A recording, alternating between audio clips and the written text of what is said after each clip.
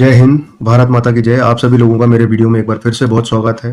तो आज का जो वीडियो लेके आया हूँ वो मैं लेके आया हूँ क्लास 6 की NCERT book our country India. ये यूपीएससी वगैरह में जो बेसिक से सवाल आते हैं वो भी इसमें से काफ़ी आते हैं, और 6 क्लास के बच्चों के लिए तो ये इंपॉर्टेंट है क्योंकि उनके एग्जाम सिलेबस के अंदर है। तो चलिए अपन इसको अब शुरू करते हैं। तो जैसा कि आप मेरी स्क्रीन में देख रहे हैं कि ये इनका चैप्टर है, तो मैं आपको लाइन बाय लाइन समझाता चलूंगा। तो India is a country of vast geographical expense in the north and bound by the Lofty Himalayas. इसका मतलब है कि यहाँ तक का एरिया जो है ये पूरा हिमालयाज है। The Arabian Sea in the west, ये आपका अरेबियन सी आ गया। And Bay of Bengal in the east, ये ईस्ट के अंदर बे ऑफ बंगाल आ गया। और साउथ के अंदर है आपका इंडियन ओशन। इसके अलावा लिखा हुआ है watch the shore of Indian peninsula. तो पेनिनसुला क्या होता है? पेनिनसुला वो होता है कि वो लैंड जिसके 3 साइड पानी होता है। तो आप ये देखिए इंडिया का ये एरिया, ये ऐसा लैंड, तो इसके यहाँ भी पानी है, यहाँ भी पानी है और यहाँ भी पानी है, तो ये इंडियन पेनिनसुला हो गया। ठीक है। अब India has an area of about 3.28 million square kilometre, यानी इंडिया का जो पूरा एरिया आप लोग देख रहे हैं ये वाला एरिया, ये है 3.28 मिलियन स्क्वायर किलोमीटर। आई कहानी समझ के अंदर? ये होता है पूरा एरिया कितना है इंडिया का, 3.28 मिलियन स्क्वायर किलोमीटर। ये एग्जाम के अंदर ज़रूर आता है, बड़ी क्लास का हो या 6 क्लास में फिल इन द ब्लैंक्स वगैरह हो, ट्रू और फॉल्स हो, इन सब में आता है। ठीक है, तो इसको ढंग से याद कर लेना। अच्छा, the north south extend from Ladakh to Kanyakumari is about 3200 kilometre, यानी ये लद्दाख से अगर अपन एक सीधी रेखा खींचें कन्याकुमारी तक, तो ये आपके होती है 3200 किलोमीटर। यानी एग्जाम में आ जाता है, ये फिल इन द ब्लैंक्स में भी आ जाता है कि लद्दाख से कन्याकुमारी इंडिया कितना लंबा है, तो उसके अंदर आपको भरना है 3200 kilometre. And the east west extend from Arunachal Pradesh to Kutch is about 2900 kilometre. यानी अरुणाचल प्रदेश से अगर अपन लाइन खींचें ये पूरे कच्छ तक की, तो ये होती है 2900 किलोमीटर। ये भी आता है कि भैया ईस्ट से वेस्ट कितना बड़ा है और नॉर्थ टू साउथ कितना बड़ा है, तो ये ध्यान रखना, इसको भूलना मत, इसको नोट डाउन कर लो अपनी कॉपी में। ठीक है। इसके अलावा मैं आपको लोकेशनल सेटिंग बता देता हूँ। लोकेशनल सेटिंग ये छोटे बच्चों के लिए, पर बड़े लोग जो यूपीएससी वगैरह देते हैं उसके अंदर इसको बोलते हैं कोऑर्डिनेट्स। तो भारत के कोऑर्डिनेट क्या हैं? तो India is located in the northern hemisphere. अब आप मेरी स्क्रीन के ऊपर एक पॉपअप आएगा, वो मैं आपको बता दूंगा कि नॉर्दर्न हेमिस्फीयर क्या है, साउदर्न हेमिस्फीयर क्या है। ठीक है। इसके अलावा आप ये देखो कि the Tropic of Cancer 23 degree 30 minute north passes through half through the country. आप ये देखो यहाँ से ये होते हुए ये है ट्रॉपिक ऑफ कैंसर, इसकी क्या है 23 डिग्री 30 मिनट नॉर्थ। ये जो ऊपर आप 30 के ऊपर हल्का सा कॉमा देख रहे हैं ना, इसको मिनट बोलते हैं, मिनट, ध्यान रखना। 23 डिग्री 30 मिनट जो है ये ट्रॉपिक ऑफ कैंसर भारत को करीब करीब आधे हिस्से के अंदर काट देता है। From south to north mainland of India extend between 8 degree 4 minute north to 37 degree 6 minute north latitude. आप ये देखिए कि है ना, लैटिट्यूड और लॉजिट्यूड क्या होते हैं ये आप लोगों को पता होगा, मैं और बता देता हूँ कि आप ये देखो एक इमेजिनरी लाइंस होती हैं जो कि टाइम को कैलकुलेट करने के लिए या डिस्टेंस और लोकेशन को कैलकुलेट करने के लिए बनाई गई हैं। तो आप ये देखो कि ये ऐसे जो लाइनें कवर करती हैं ये होती हैं लैटिट्यूड और ये होती हैं लॉन्जिट्यूड। आ गई कहानी समझ के अंदर? अब ये बता रहा है कि भाई इंडिया जो है वो 8 degree 4 minute north, 4 minute north से क्या मतलब है कि अपन नॉर्दर्न हेमिस्फीयर के अंदर है, तो ये नॉर्थ, तो नॉर्थ जो है ना, अब लैटिट्यूड कैसे चलता है, ऐसे ऊपर चलता है लैटिट्यूड, और लॉन्जिट्यूड ऐसे चलता है। लॉन्जिट्यूड जो है वो चलेगा ईस्ट की तरफ और लैटिट्यूड जो है वो चलेगा नॉर्थ की तरफ, क्योंकि अपन नॉर्दर्न हेमिस्फीयर में रहते हैं। आप ये देखिए इंडिया का जो ये टिप है ना, ये वाला टिप, यहाँ पे जो इसकी डिग्री बैठती है लैटिट्यूड की, वो बैठती है 8 डिग्री 4 मिनट नॉर्थ लैटिट्यूड, क्योंकि ये लैटिट्यूड है। समझ में आई कहानी? ऊपर इसके बैठता है यहाँ पर, ये वाली जो डिग्री आपको दिख रही है, ये वाला जो इंडिया को पास कर रहा है, ये ऊपर टोपी क्रैप कर रही है, ये है इसकी 37 डिग्री 6 मिनट नॉर्थ लैटिट्यूड। आ गई कहानी समझ के अंदर? अब ऐसा ही अगर इसकी लोकेशन अपन लॉन्जिट्यूड वाइज लिखें तो वो अलग इसके कोऑर्डिनेट निकलेंगे। वो क्या निकलेंगे वो भी मैं आपको बता देता हूँ। अब देखो इंडिया का जो है ना वेस्ट टू ईस्ट जो जाता है वो ये जाता है कि India extend between 68 degree 7 minute east. यानी ये जो गुजरात को ये यहाँ टच होता है और एक ये जो यहाँ टच होता है, तो ये वाला है 68 डिग्री 7 मिनट ईस्ट लॉन्जिट्यूड। समझ में आ गई कहानी? और ये वाला जो बैठता है ये बैठता है 97 डिग्री 25 मिनट ईस्ट लॉन्जिट्यूड। आ गई कहानी समझ के अंदर, क्योंकि लॉन्जिट्यूड जो है वो हमेशा यूं चलते हैं ईस्ट की तरफ, और लैटिट्यूड जो है वो नीचे से ऊपर की तरफ चलते हैं, क्योंकि अपन नॉर्दर्न हेमिस्फेयर के अंदर है। ठीक है, ये कहानी आपको क्लियर हो गई। और फिर भी कुछ समझ ना आए तो आप मुझे कमेंट करके बता सकते हैं या मेरे इंस्टाग्राम चैनल पे भी पूछ सकते हैं। If we divide the world into east and western hemisphere, which hemisphere would India belong to? ये आप लोग मेरे को करके बताना, या आप लोग मेरे को इंस्टाग्राम के ऊपर जरूर भेज सकते हैं कि अगर इंडिया जो है वो दुनिया के किस हेमिस्फेयर के अंदर पड़ेगा, अगर पूरी दुनिया को अपन 2 हेमिस्फेयर के अंदर कट कर लेते हैं, ईस्ट और वेस्ट। खासकर 6th क्लास के बच्चे जरूर बताएं। Due to great longitudinal extent of about 29 degree, there could be a wide difference in local time of places located to extreme points of India. देखो, इंडिया इतनी बड़ी कंट्री है कि यहाँ पे टाइम चेंज होना बहुत नॉर्मल सी बात है। आपको मैं बता दूं कि रशिया एक इतना बड़ा देश है जहाँ पे बहुत सारे टाइम जोन है। वैसे इंडिया भी एक बहुत बड़ा देश है जहाँ पे टाइम का बदलना एक नॉर्मल सी बात है। As such the difference between these two points would be of about 2 hours. यानी अगर आप गुजरात में हैं और आप इधर अरुणाचल प्रदेश जाएंगे तो यहाँ से करीब करीब आपको 2 आवर का फर्क पड़ जाएगा।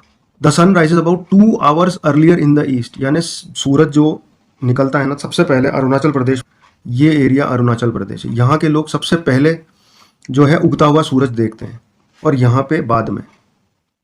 You have already read earlier why the local time of longitude of 82 degrees 30 minute east has been taken as a Indian standard time. The meridian और longitude is also termed the standard meridian of India. दरअसल क्या होता है कि इतनी बड़ी country है, 2 घंटे का फर्क आपको हर जगह पड़ेगा, तो भाई एक टाइम अपने को कंफर्म करना होता है कि इस टाइम से पूरा देश चलेगा। तो ये करीब करीब ऐसे एक लॉन्जिट्यूड है, ये बैठता है आपका 82 डिग्री 30 मिनट ईस्ट लॉन्जिट्यूड। इसके ऊपर जो टाइम बैठता है ना वो इन्होंने कंफर्म टाइम बता रखा है कि भैया इसी को ही मान के चलेंगे। ठीक है, आप देखना जितने भी रेलवे स्टेशन हैं या जितने भी बस अड्डे हैं या जितने भी एयरपोर्ट्स हैं उनके ऊपर इसी हिसाब से टाइम सेट होता है, और इसी के हिसाब से ही सबके घरों में टाइम सेट होता है। आई कहानी समझ में? तो इसको हम कहते हैं इंडियन स्टैंडर्ड टाइम, या इसको बोलेंगे स्टैंडर्ड मेरिडियन ऑफ इंडिया। ठीक है, ये याद रखना कि भैया ये जो लाइन है 82 डिग्री 30 मिनट, इसको दिस मेरिडियन और लॉन्जिट्यूड इज ऑल्सो टर्म है स्टैंडर्ड मेरिडियन ऑफ इंडिया। और ये जो टाइम 82 डिग्री 30 मिनट ईस्ट का जो बताया गया है, ये एक एग्जैक्ट टाइम है जो पूरे इंडिया में चलता है, इसको इंडियन स्टैंडर्ड टाइम कहते हैं। इसलिए आप देखना कभी भी कोई मैच होता है, कोई मैच स्टार्ट होता है, तो जैसे ऑस्ट्रेलिया के अंदर मैच स्टार्ट है तो वो जितनी बजे भी होगा ना तो साइड में लिखा रहेगा इतनी इतनी बजे IST, यानी इंडियन स्टैंडर्ड टाइम। अब इंडिया के नेबर कौन कौन से? There are 7 countries that share land boundaries with India. अब इसके अंदर 7 देश हैं जो भारत से बाउंड्रीज शेयर करते हैं। अब आप ये मेरे को नक्शे में देख के बताना, मैं आपको कुछ भी नहीं बताऊंगा, नक्शे में देख के बताना और वो 7 देशों का नाम बताना जो इंडिया से बाउंड्रीज शेयर करते हैं, लैंड बाउंड्रीज। ठीक है, इंडिया के जो नेबर्स हैं जो समुंदर के अंदर हैं वो हैं, एक तो मालदीव्स, ये वाले आइलैंड जो हैं ये हैं मालदीव्स। इसके अलावा इंडिया का जो साउथ के अंदर समुंदर में जो नेबर है वो है श्रीलंका, ये रहा श्रीलंका। ठीक है, और इंडिया और श्रीलंका को जो ये हल्की सी आपको ये एरिया दिख रहा है इसको बोलते हैं पाल्क स्ट्रेट। ठीक है, ये एक अंग्रेज थे, उनके नाम के ऊपर इसका नाम रखा गया है पाल्क स्ट्रेट। अब बात आती है political and administrative division. India is a vast country. For administrative purpose the India is divided into 28 states and 8 union territories. अब अगर आप लोगों के पास के अंदर है ना एटलस होगा ना तो भारत का, या आप नेट तो आजकल चलाते हैं तो आप पॉलिटिकल मैप इंडिया का निकालना और उसके अंदर सारे स्टेट काउंट करना, तो 28 स्टेट और 8 यूनियन टेरिटरीज हैं या नहीं है ये आप चेक करके मुझे बताना। इसके अलावा दिल्ली जो है वो इंडिया की नेशनल कैपिटल है। यहाँ पर जितने भी स्टेट हैं वो जो बनाए गए थे वो लैंग्वेज के आधार पर बनाए गए थे। जैसे राजस्थान में मारवाड़ी चलती है, मारवाड़ी लोग राजस्थानी होते हैं, या राजस्थानी लैंग्वेज चलती है तो राजस्थान। महाराष्ट्र के अंदर मराठी चलती है, गुजरात में गुजराती चलती है। इस तरीके से स्टेट सारे बनाए हुए हैं, और यहाँ पर है आपका दिल्ली। आ गई कहानी समझ में? अब अपन बात कर लेते हैं मोटे मोटे फिजिकल डिवीजन की। तो India is marked by diversity of physical features such as mountain, plateau, plain, coast and island. Standing a sentinel in the north are the lofty snow capped Himalayas. मैंने आपको पहले ही बताया था कि ये पूरा एरिया यहाँ तक का ये है हिमालयास, ठीक है। ये सब स्नो कैप्ड है, यानी टोटल बर्फ के अंदर। अब हिमालय का मतलब क्या होता है? हिम प्लस आलिया, हिम प्लस आलिया। तो इसका मतलब होता है abode of snow, abode of snow, इसका हिंदी में मतलब होता है बर्फ से ढका हुआ, अबोर्ड ऑफ स्नो। ये याद रखना, ये आएगा एग्जाम के अंदर। अबोर्ड ऑफ स्नो किसे कहा जाता है? हिमालय को। हिम प्लस आलिया को क्या कहा जाता है? Abode of snow. The Himalayan mountains are divided into 3 main parallel ranges. अब हिमालय भी है ना, वो 3 में डिवाइडेड है, ठीक है। एक ऐसा, एक ऐसा और एक ऐसे, ये 3 तरीके से ये हिमालय डिवाइडेड है। The north most is a great Himalaya और हिमाद्री। जो टॉप मोस्ट है ना, इसको अपन अपर हिमालय भी कहते हैं, अपर हिमालय। इसको ग्रेट हिमालय भी कहते हैं, इसके अलावा इसको कहते हैं हिमाद्री।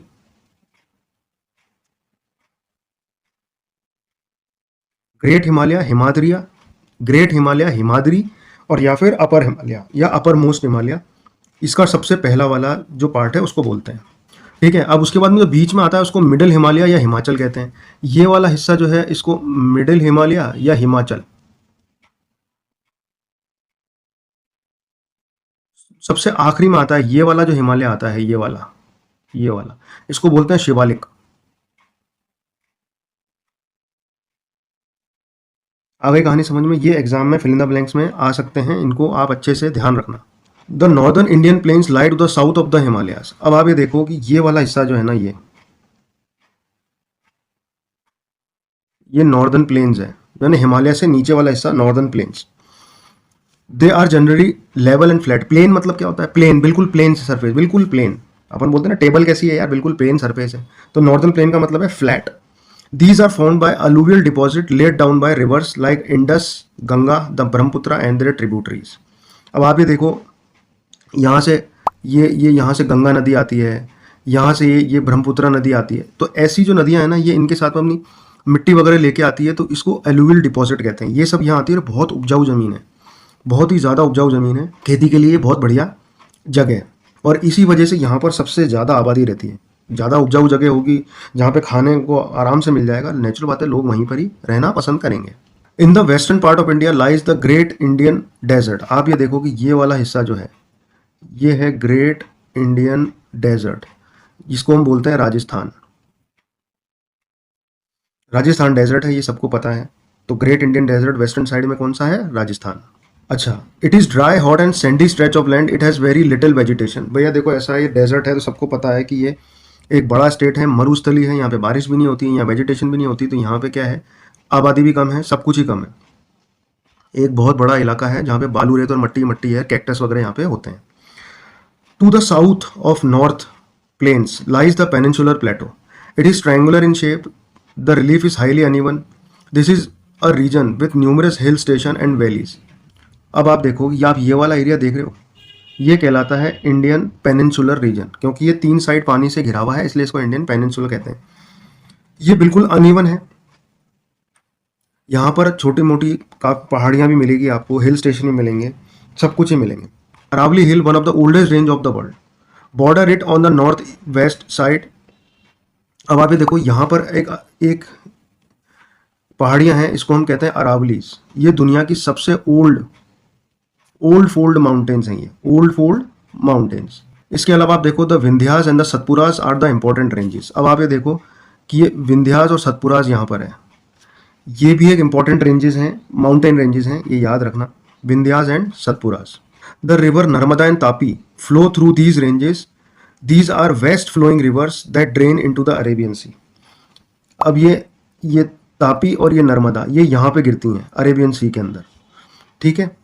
द वेस्टर्न घाट्स और Sahyadris border the plateau in the west and the Eastern Ghats provide the eastern boundary. तो आप ये देखो, ये वाला एरिया जो है ना, ये कहलाता है वेस्टर्न घाट, और ये वाला जो एरिया आप होता है इसको हम कहते हैं ईस्टर्न घाट्स। पेनिनसुला के दोनों साइड के अंदर घाट्स हैं, एक वेस्टर्न घाट वेस्ट साइड में आता है, ईस्टर्न घाट ईस्टर्न साइड के अंदर आता है।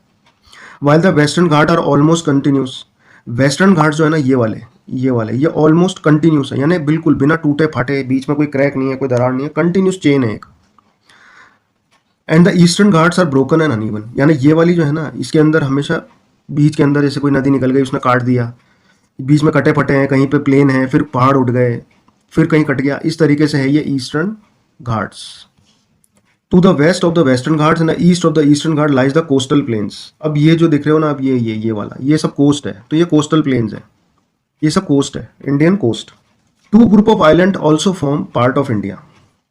अब यहाँ देखो, टू ग्रुप ऑफ आइलैंड्स है, ठीक है। These are coral island located off the coast of Kerala. इसके अलावा यहाँ केरला है, ये वाला केरला है, इसके यहाँ पे कोरल आइलैंड्स हैं।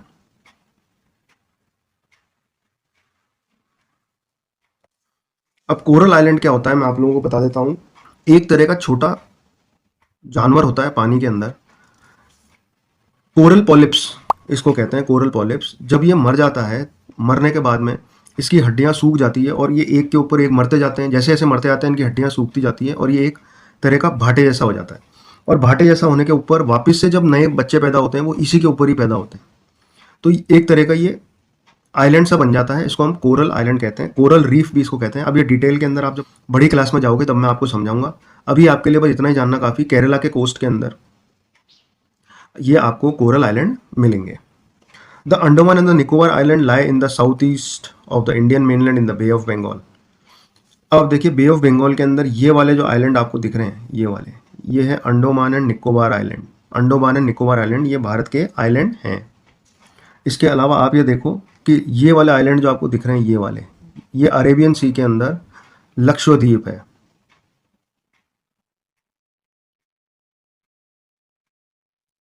तो भारत के दो आइलैंड कौन कौन से हैं, अंडमान एंड निकोबार और लक्षद्वीप। 6th क्लास का जो चैप्टर था वो यही था।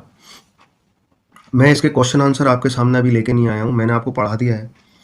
तो आप खुद इसके क्वेश्चन आंसर निकालोगे तो ज़्यादा सही रहेगा। और आप लोग 6th क्लास में हो यार, 6th क्लास के बच्चे तो ये सब कर ही सकते हैं। फिर भी अगर आपको दिक्कत है तो आप मुझे मेरे इंस्टाग्राम आईडी के अंदर आप मुझे मैसेज कर दें, मैं इसके क्वेश्चन के आंसर भी आपके सामने लेके आ जाऊँगा। तो आज के वीडियो में मेरे इतना ही। मैं जल्दी ऐसे ही एक और टॉपिक लेके आपके सामने फिर से आऊँगा। अब वो भले जियो पॉलिटिक्स हो, या वो किसी क्लास का कोई चैप्टर हो, या वो यूपीएससी रिलेटेड हो, या वो करंट अफेयर हो, या इसके अलावा मेरा भी बोर्ड के ऊपर अभी मेरा नहीं हो पा रहा है क्योंकि मैं फुली फिट नहीं हूँ। तो मेरा बोर्ड के ऊपर आएगा तब मैं यूपीएससी के भी सारे क्लासेस वगैरह लूँगा। तो मेरे चैनल को लाइक शेयर सब्सक्राइब ज़रूर करें, बेल आइकन की घंटी बजाना ना भूलें, नहीं तो इसके बिना आपको मेरे वीडियो टाइमली मिलेंगे नहीं। तो आज के वीडियो में इतना ही। जय हिंद, भारत माता की जय।